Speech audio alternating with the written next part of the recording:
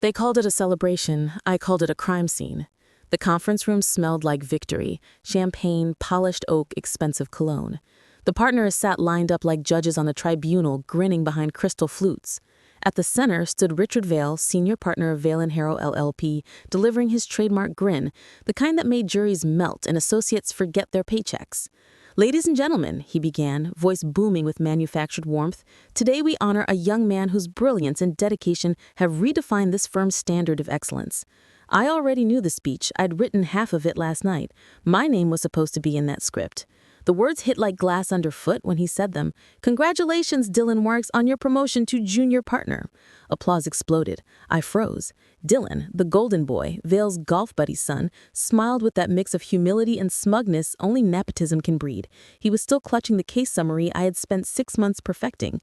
He met my eyes across the table, gave me a pity smile. I didn't smile back. Richard raised his glass. Dylan's innovative approach on the Weston merger saved this firm millions in potential liabilities. My throat burned. That was my case, my strategy, my name erased. I had spent 7 years climbing this firm's marble staircase, starting from late-night document reviews to leading negotiations for billion-dollar mergers. No family name, no insider pull, just grit. And now the same people who praised my precision were celebrating the man who couldn't even draft his own motion. Someone tapped my arm. Janet, my paralegal. Her expression said, "Don't do anything stupid." Too late. When applause faded, Richard's eyes swept the room and landed on me. "Clara, I hope you'll continue mentoring Dylan as he transitions into this new role." A few laughs echoed. I forced a polite smile. "Of course, Richard. After all, mentorship is what keeps his firm consistent." He nodded, satisfied, completely missing the acid beneath the words. The party spilled into the hallway. Laughter, clinking glasses, congratulations bouncing off marble. I slipped into my office and shut the door. My hands were shaking. The plaque on my desk, "Clara Bennett, Senior Associate," suddenly looked cheap. The Weston files sat open, filled with color-coded notes and flagged clauses. Every signature, every timestamp, every margin correction, mine. Dylan's contribution? He once brought coffee to a client meeting. My computer pinged. An internal memo. Subject, Weston merger finalized. Attached, the press release. At the bottom, in neat bold letters, lead counsel, Dylan Marks. I read it twice, then hit print. The paper hissed out, still warm when I held it. My vision tunneled. Then something else caught my eye. The draft contracts I'd reviewed weeks ago, the ones with undisclosed indemnity revisions, weren't in my archive anymore. They were gone. Deleted. I checked the backup. Nothing. My chest tightened. Those revisions had been the core of my compliance review, hidden clauses inserted by Weston CFO to bury potential fraud exposure. I had flagged them in red and emailed my findings directly to Richard. And now, they were gone. By evening, the firm was quiet. I stayed. Old habit. I always cleaned up after everyone else's celebration. I opened the shared drive again, scanning the audit trail. The files had been accessed 2 days ago by R.Vale. A cold professional kind of rage settled in. I wasn't just cut out of a promotion, I was being erased to protect a bigger game. Richard's voice echoed in my head from last month. "Don't get lost in ethics, Clara. Clients pay for outcomes, not sermons." He had laughed when he said it. I hadn't. I closed my laptop and stared out at Manhattan through the glass wall. The city looked clean from up here. Rows of light, order, control. But I knew better. The higher you go, the more corruption hides behind glass. And in that moment, I made a quiet promise. They weren't going to bury me quietly. If they wanted to erase my name, I'd carve it back in, line by line, truth by truth. Tomorrow, I'd start with the audit logs, then the ethics committee, then, if needed, the state bar. 7 years of silence had bought me nothing. Now, the truth was going to cost them everything. By Monday morning, the champagne was gone, but the stink of it lingered, a film of false celebration clinging to the air. The office buzzed with quiet gossip, Dylan's promotion, Richard's visionary leadership, and my supposed graceful reaction. Graceful. If only they knew. I slipped into the office early, before anyone else. The city outside was still waking, yellow cabs dragging through drizzle, the kind of gray morning New York wears when it wants to hide its sins. I brewed coffee, sat at my desk, and opened the audit logs again. Last access timestamp, Friday, 8:42 p.m. User, R. Vale. File, Weston Merger Final DLCX.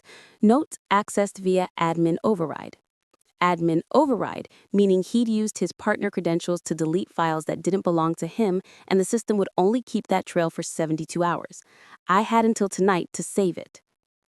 I downloaded the log, encrypted it on a flash drive, and slipped it into my blazer pocket. My pulse steadied. For the first time in days, I felt control. Fragile, dangerous, but mine. Then a voice from the doorway. "Early start again, Clara?" Dylan, of course.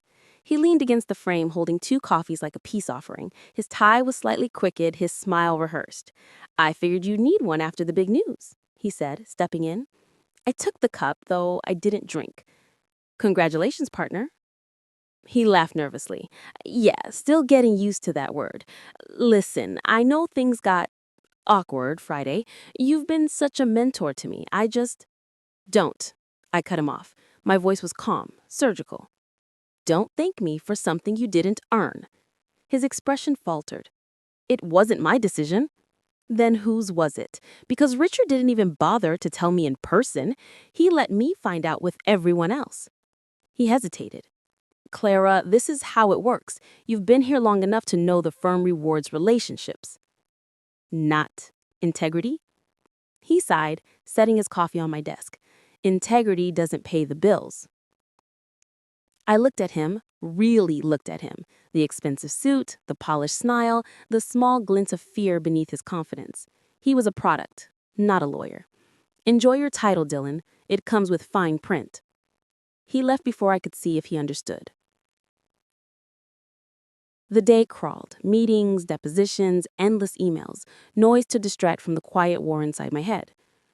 At lunch, I went to the records department in the sub-basement, a maze of steel cabinets and low hums of air vents. Few associates came down here. The clerk, Mary Ann, recognized me instantly. "Bennett?"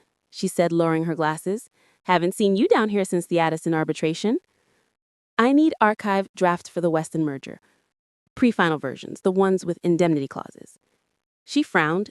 "That case was sealed Friday. Partner order. We can't release internal drafts without authorization." "Partner authorization?" I asked.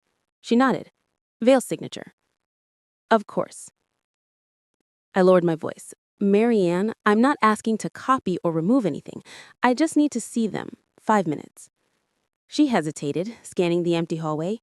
"Clara, you didn't hear this from me, but check the secondary archive, drawer C12. Sometimes the system duplicates case versions when we close them."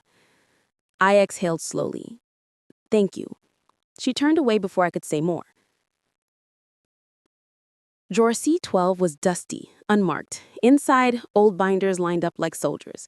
I flipped through until I saw it. Weston Merger V5 DLCX, unrevised.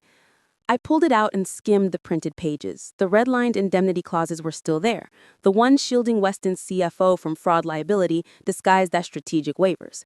The same clauses missing from the final file. At the bottom, my initials appeared to fight a comment. Quote, "Clause inconsistent with SEC disclosure requirements. Recommend removal." And right below that, in a different font, "Comment removed by R. Vale."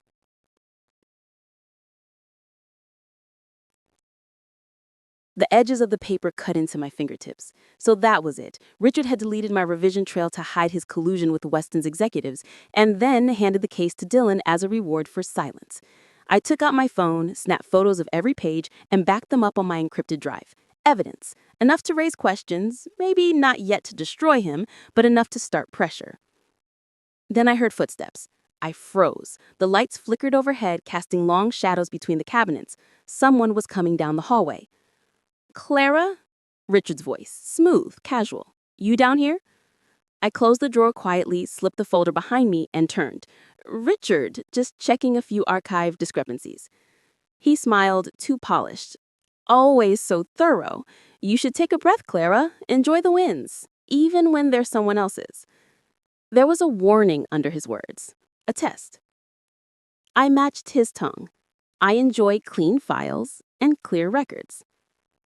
His eyes lingered on me for a moment, assessing, then he nodded. "Good. Keep it that way." When he left, the air felt heavier. That night, I walked home through the rain. The city lights blurred against the wet pavement, and I realized something I hadn't allowed myself to feel all day. Fear. I was stepping into a fight with people who built their careers on burying evidence. They had money, power, and connections.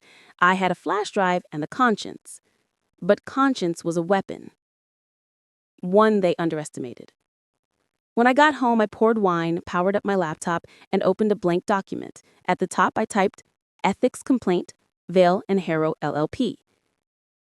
It wasn't revenge I wanted, it was truth. Clean, undeniable, legal truth. And in this firm, truth was the one thing they'd never see coming. By Tuesday, word had spread that I was over it. That was good. Let them think I was licking my wounds quietly, nursing pride instead of planning war. I wore calm like a tailored suit, pressed, polite, and impossible to read. Richard was in trial prep all morning. Dylan, still adjusting to his new title, was busy rearranging his office. New brass nameplate, new assistant, same empty mind. I passed him in the hallway. He gave me that careful nod people reserve for the recently humiliated. Big week ahead, he said. You have no idea. The ethics committee email sat in my drafts, unsigned. I wasn't ready to send it, not yet. I needed more than suspicion and a few photos. I needed something irrefutable. At noon, I met Janet in the copy room, the firm's unofficial confessional. She closed the door. You shouldn't be here, Clara. People are watching. I need your help, I said. Her expression hardened.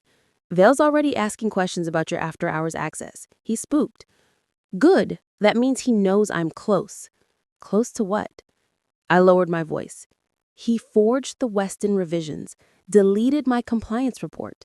If I can connect his edits to the firm's client billing records, it proves he approved fraudulent documentation for financial gain. Janet's eyes widened. You're talking about taking down a senior partner. I'm talking about saving the firm from a scandal that could destroy it.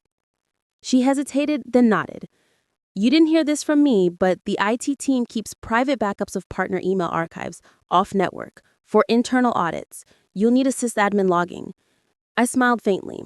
And who handles sysadmin permissions? She smirked.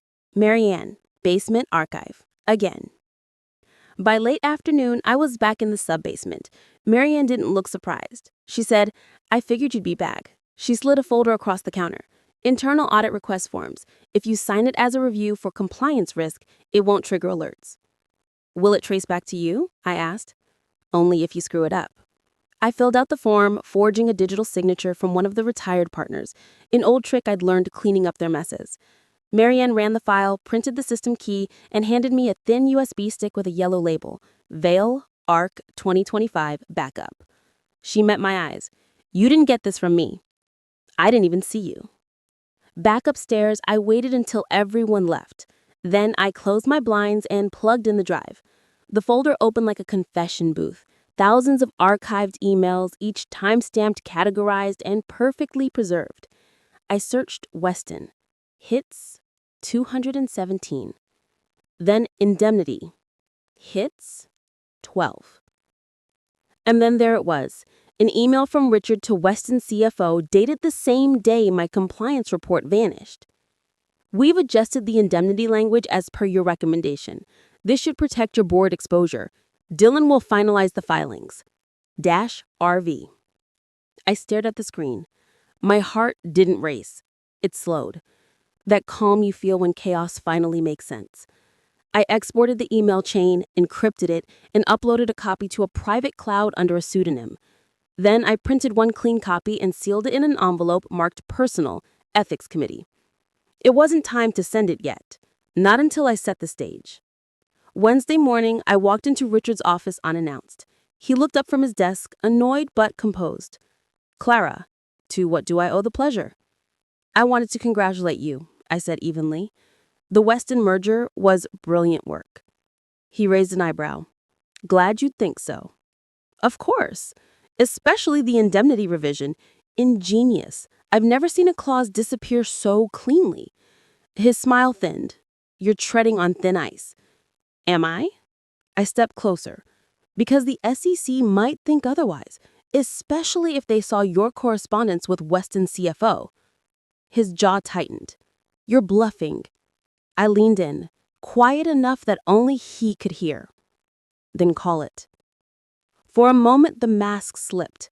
Then he forced a chuckle. You've always been dramatic, Clara. Don't forget who signs your checks. I smiled faintly. Oh, I haven't forgotten. I just realized it's time to stop earning them. I left before he could respond. Back in my office, I forwarded the ethics committee envelope to the firm's internal counsel, anonymously. The email subject line read, Potential breach of SEC disclosure ethics, Vale and Harrow LLP. Then I sat back, exhaled, and waited. It didn't take long. Within an hour, whispers began. Richard pacing, Dylan looking pale, IT scrambling to trace the anonymous submission. At 3:17 p.m., a firm-wide notice appeared in everyone's inbox. Subject, Compliance Audit, Weston Merger File Review. All digital archives will be temporarily logged pending review. Cooperation is mandatory. Panic spread like wildfire. The same people who had toasted Dylan 2 days ago now avoided his office entirely. And me? I worked quietly, steady hands, calm tone, as if I hadn't just detonated a legal grenade under the firm's glass floor. By 8 p.m., my desk was cleared, flash drives gone, files encrypted off-site. I poured myself one last cup of coffee and watched the skyline outside my window. The firm had built its empire on words, contracts, promises, half-truths. Now, those words were turning against them. Tomorrow, they'd start looking for the whistleblower. They'd suspect me, eventually. But by then, it wouldn't matter. The audit logs, the deleted clauses, the emails, all of it would speak louder than I ever could. And when the truth finally hit the boardroom, I wanted to be nowhere near the blast. Because the most effective revenge is walking away after the fire starts without a single burn. By Thursday morning, the firm felt like a war zone. Conference doors slammed, partners whispered behind tinted glass. Associates walked fast, eyes down. The walls that once hummed with quiet confidence now vibrated with fear. And in the center of it all, Richard Vale, king of this collapsing kingdom, still pretending his throne hadn't cracked. I arrived early, deliberately calm. A simple black suit, no jewelry, hair pulled back, the kind of composure that made people nervous. Dylan was waiting outside my office. He looked like he hadn't slept. "Clara," he whispered, "they're pulling all communications from the Weston deal, including mine." "Then you have nothing to worry about," I said. He flinched. "Richard's saying someone forged his emails. He's implying you had access." I gave him a polite smile. "That's creative. Maybe he should stick to fiction law instead." He lowered his voice. "You don't understand. They're calling an emergency board meeting at noon. You're on the agenda." I assumed I would be. His expression flickered, confusion, then realization. "You planned this." "Dylan," I said softly, "the thing about corruption is it always assumes competence protects it. You and Richard were sloppy." He looked like he wanted to argue, but words failed him. Instead, he walked away, shoulders slumped, a man realizing he was just collateral. At 11:58 a.m., I entered the boardroom. The room smelled like expensive panic, fresh coffee, anxiety, and the faint ozone of desperation. 10 partners sat around the table, faces tight, voices low. Richard stood at the head, sleeves rolled up, hands gripping the edge like a man holding back an avalanche. "Ms. Hale," he said, his voice too smooth, "take a seat." I did. Across the table, the firm's internal counsel, Marjorie Linton, adjusted her glasses. "Clara, your name appears on multiple Weston compliance drafts, but your most recent report is missing. Do you know where it is?" I met her gaze evenly. "Yes." "Where?" "Deleted. By Mr. Vale." Richard scoffed. "That's absurd. Why would I delete a compliance report?" "Because it contradicted your forged indemnity clause," I replied. A ripple of movement. Chairs shifted, eyes darted. Richard laughed, forced, brittle. "Do you have proof of this ridiculous claim?" I slid a printed sheet from my folder and placed it in front of Marjorie. "Page 2, email chain, between you and Weston's CFO, dated May 12, 2025. She read silently. The room fell still. When she looked up, her face had drained of color. "Richard," she said quietly, "this is your firm account." He started to speak, then stopped. His throat worked, searching for air. "It's fabricated. This is Clara's doing. She's been unstable since—" "Enough," Marjorie cut in. Her tone carried the finality of a verdict. "The email headers verify through server metadata. The IT team already confirmed authenticity." Silence. Then Dylan spoke up, voice trembling. Richard told me to send the revised clause. I thought it was pre-approved. I didn't. Stop talking, Richard snapped. But Dylan didn't. He said it was harmless cleanup, that it wouldn't matter if the board never noticed. Dylan. Richard's tone sharpened like a knife. You're digging your own grave. I folded my hands. He's just telling the truth. Richard turned to me, eyes burning. You think this saves you? You violated confidentiality, accessed restricted archives. That's grounds for termination. I smiled faintly, already resigned. That got him. Marjorie turned sharply. You what? I submitted my resignation this morning, effective immediately, after today's meeting. Richard's laugh came out bitter. Of course you did. Classic whistleblower exit. Toss the grenade, walk away. I leaned forward. No, Richard, you tossed the grenade. I just handed you the pin. The door opened. A young associate stepped in, whispering something into Marjorie's ear. She nodded slowly. Thank you, she said, then to the room. The SEC just contacted our office. They've received an anonymous submission regarding the Weston merger. They're opening an inquiry. The silence that followed wasn't just quiet. It was surgical. Richard's face went ashen. Dylan buried his head in his hands. Marjorie gathered her papers. Until further notice, both of you are suspended from client work pending review. Richard lunged forward. You can't suspend me from my own firm. Marjorie's tone didn't waver. Watch me. When it was over, I stood, collected my bag. Richard glared at me. You'll regret this. I already did, I said, months ago. He slammed his fist on the table. You think you're better than me? No, I said, walking to the door. Just cleaner. I didn't look back. Not when the shouting started, not when Dylan tried to plead his case, not when the firm that had buried truth under paperwork began to suffocate on its own files. Outside, the city looked brighter than it had in years. The air tasted sharp, electric. At the crosswalk, my phone buzzed. An unknown number. We received your submission. Please confirm safe receipt. SEC Ethics Division. I smiled, typed one word. Confirmed. Then I deleted the message, turned off the phone, and kept walking. Because justice doesn't always look like a courtroom. Sometimes it looks like silence, the kind you leave behind when you finally stop cleaning other people's lies. 6 weeks later, I walked past Vale and Harrow for the first time since the day everything fell apart. The gold letters on the glass facade were gone, replaced by new signage, Harrow Legal Group. Richard's name had been scrubbed off history. The firm's lobby still smelled like marble and ambition, but the energy had shifted. Gone was the effortless arrogance. In its place, caution. A quiet awareness that even giants could bleed. I paused across the street, coffee in hand, watching associates rush through evolving doors the same way I used to. Chasing deadlines, chasing approval, chasing a ladder that led nowhere. 7 years, I thought. 7 years to realize that climbing the wrong tower only gets you a higher view of your own cage. The SEC investigation had detonated like a slow-moving bomb. Within a week, Dylan's name leaked to the press as cooperating witness. He vanished from LinkedIn soon after. Within a month, Richard's assets were frozen. The Weston merger was voided, their client portfolio cut in half. And by the time the New York Bar Association released its statement, Vale was no longer SQ, just Richard Vale, former attorney, under federal review.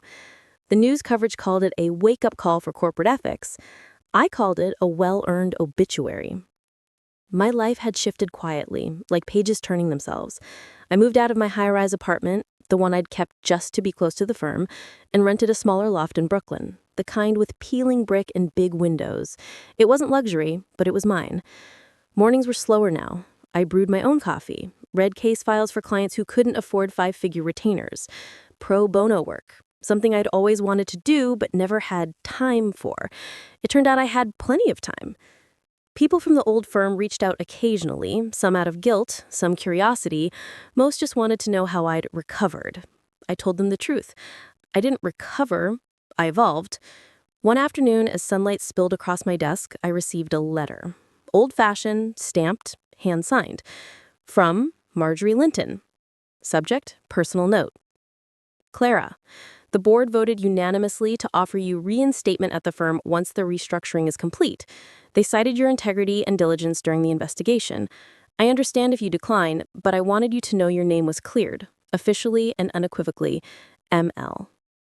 I read it twice, then folded it neatly and placed it in the drawer, beside the SEC confirmation letter I never threw away. It felt good to be vindicated, but I didn't need their validation anymore. For 7 years, I'd measured success by who signed my paycheck. Now, I measured it by how well I slept. 2 weeks later, I took a small case, a whistleblower claim filed by a young analyst at a mid-size hedge fund. Her voice trembled during our first meeting.